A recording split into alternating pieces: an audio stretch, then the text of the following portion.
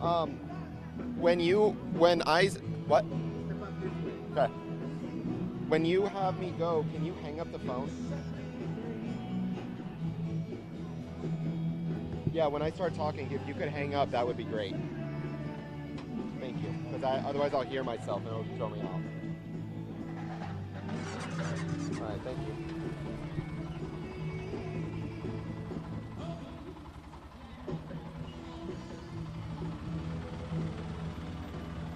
So it's straight live.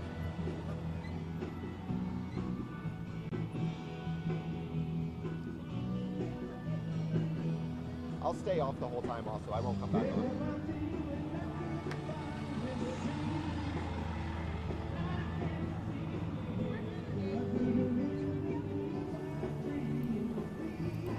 Hey friends, happy Friday. Thanks for joining us for Unscripted on 13 Plus. I'm Anna Orsini. And I'm Kirsten Courier. Thank you for joining us. Our very own Jack Cooper is actually at Gospel Rescue Mission's Blessings to Go event. We know they do this every single year. I believe it's the 54th annual year. Yeah. Such a big deal, especially for folks in our community who can't really go out and celebrate Easter. Yeah, having the same opportunity for everyone to celebrate the Easter weekend. And Jack said, that he's gone before and that people will line up hours ahead of the event. Exactly. And he said it was a great turnout this year. So we're going to head out live to him right now, standing by outside of the Easter Blessings to Go event.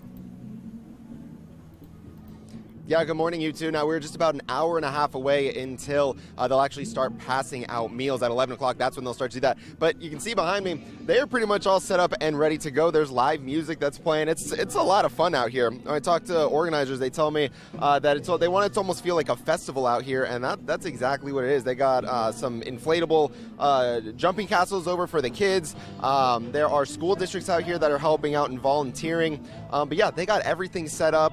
We're still an hour and a half away. There is a line of cars. About an hour ago, it was probably about 15 to 20, so I can only imagine how long that line has gotten now. If you do want to head out here, you have two options for food. You can either dine in at this tent that you see right here. It seats about maybe 400 people, and then also there's a drive-through option as well. That is new in the last couple of years, but they say it's so successful they decided to keep it around. There will be a couple of other things. There's showers and there's bathrooms for people that need it, and there's also going to be they'll be handing out dog food for anyone that needs it as well. We're going to continue to be out here all throughout the rest of the day. Again, 1.5 hours until they hand out food. It should be a fun day. It is absolutely gorgeous outside as well. So if you do want to head on down here, you got some time. Hope to see you soon. But for now, reporting live at the Center of Opportunity, I'm Jack Cooper, 13 News.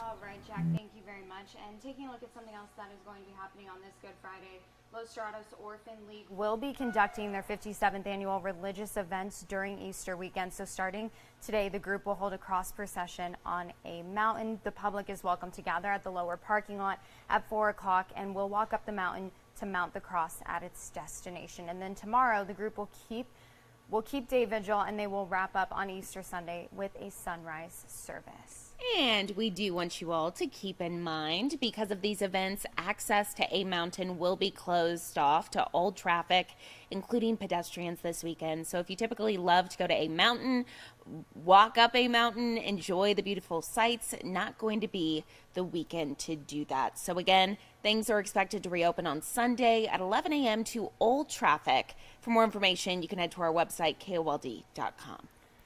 And some other things that are happening today: Golden Ranch Fire District and Impact of Southern Arizona teaming up for a drive-through food drive. So this will be going on until 12:30 this afternoon at the Oro Valley Marketplace off of East Tangerine Road.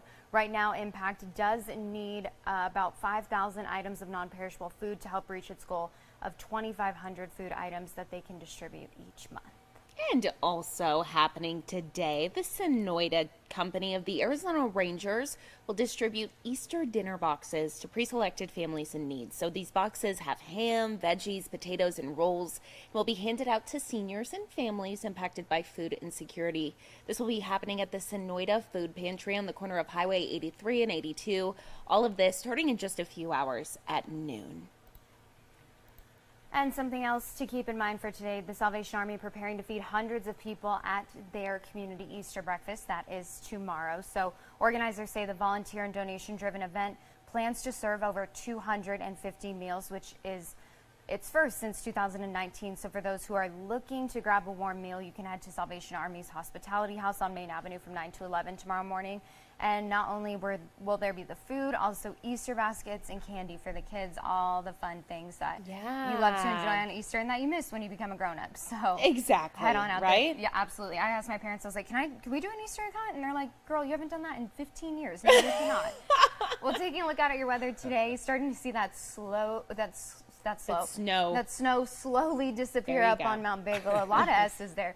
And also seeing those trees kind of start to, sway in the breeze. So we know that we have a storm system moving in. A lot of people wondering when this is going to hit because it's going to impact some of your Easter weekend plans. So we have 13 First Alert meteorologist Corey Kowitz here with us today to give you some of those answers, because me and Carson have no idea. I know.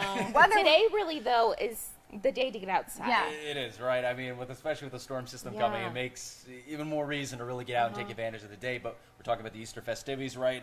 You may need to have them inside with the storm system that we have, and it's why we have First Alert Action Days upcoming here. Tomorrow is the first of a string of 3 First Alert Action Days. We're going to see those winds really pick up tomorrow. Tomorrow does seem to be, for majority of the region, the day where it is the windiest. So we're going to see gusts up to 40 miles per hour, low visibility from dust being kicked up. So we're going to strap down and bring in loose objects as well. Rain and storms get introduced Sunday and Monday, Easter Sunday, I'll add. Right, so we'll have those slick roads, low visibility, and puddling. Just slow down on the roads. And mountain snow is expected. Significant snow expected above 7,000 feet. So just overall avoid any mountain travel. Right now, as it stands, we have that cloud cover that was streaming in, clearing out from west to east. But if we look over, here it is. That's what's lurking. That is our next storm system right off the coast of California. Let's now track it out using our First Alert Future Radar and upper level map. That system starts moving throughout the day, today through Saturday, and by Sunday morning through the midday hours, here it comes. That first round of rain in a line fashion with a cold front. Could have some thunderstorm activity embedded within there, moving through the afternoon and evening hours, really filling into the region. It does seem majority of the region will see some semblance of rain on your Easter Sunday throughout the day, Sunday night through Monday. We still see that widespread rain, and it really takes it looks like Monday night through early Tuesday for a lot of that to start clearing up. So here's what it looks like on Easter Sunday for those rain chances. High rain chances, why we have a First Alert Action Day with widespread 70 and 80% chances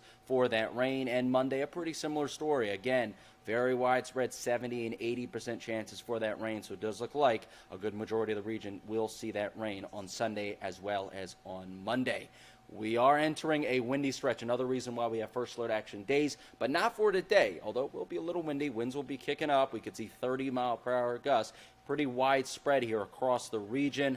The windiest day looks to be tomorrow. Look at these winds. Wherever you see that purple and that pinkish color, that is 40 mile per hour plus gusts, and that looks to be encompassing most of the region. Look at that. I mean, out in western Pima County, in a place like Ajo, they could see 50 mile per hour gusts tomorrow while we have a First Alert Action Day for that day tomorrow. Windy conditions hang on Sunday, not quite as windy as Saturday, where those winds are mostly reserved for the southeastern portion of our viewing area in Cochise County, where they could see 30 and 40 mile per hour gusts. Right, again, I said, right, rain and winds is another reason why you got to take advantage of the day, because it's beautiful and warm. But the other reason is because look how much colder it's going to get. The low 80s. Yeah, we're seeing a 20 degree or more drop in temperature from today through the weekend in through early next week, right? So we're going from spring to winter, right? Just when we thought, right, we're in the spring, we're going to see those warmer temperatures. We're back. Hey, guys, I'm in no rush to see 100 degrees. I'm no rush to see those hotter temperatures, but right, we want to see at least the 70s and 80s. A little too cool for this time of the year for my taste. Right now, though, really nice. Already near 70 degrees in Tucson. Some spots already breaking that 70-degree mark there. How about 72 right now in Green Valley? And that means, yeah, we're going to have a nice day. 82, here's what it could look like region-wide for those high temperatures. Coolest you're going to get, 71 in Bisbee. And the warmest you'll get is 84 in Casa Grande. Not a bad temperature slot here to end the week. 82 degrees as your high temperature. But I'll reiterate again, take advantage. First Alert Action Days, Saturday, tomorrow through Monday. That includes your Easter Sunday, where tomorrow will be, again, not too bad temperature-wise, but winds will really be a big factor, where we have that wind advisory. And windy on Sunday with the rain, and rainy on Monday. Oh, look at Monday. I mean, rainy, temperatures at 61. Take advantage. But hey, looks like after that we'll be back to our drier and warmer ways. Maybe spring will actually be sticking around after that. And we love seeing that 81 on a Thursday because that means that heading into the weekend, maybe we could have warmer conditions. Yeah. Nice It little does cool look day. like that could be a chance. Absolutely. Trending in the right direction. We are after the system. Just not at the disappeared. right time, Not at the unfortunately. right time, right? We like the rain, but on Easter Sunday, know. maybe we could do without that. Give and yeah. take, right? Absolutely. Thank you, Corey. Okay, Yes, thank you guys. so much, Corey.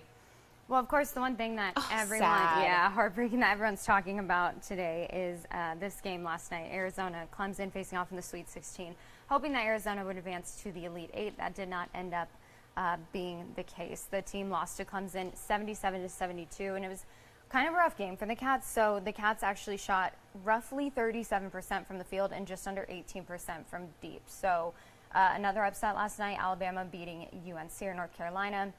So Alabama and Clemson will take on each other tomorrow in the Elite Eight game there in Los Angeles. But yeah, Twitter, a very, very active place last night for Oh, Arizona absolutely. fans. Well, it just felt like we were throwing the ball up and it was not going in. Let's just say that. Yeah, I mean, I don't know all the logistics because I've never played basketball, but I was watching it like you're supposed to get the thing in the hoop. Yeah, I know. Ugh.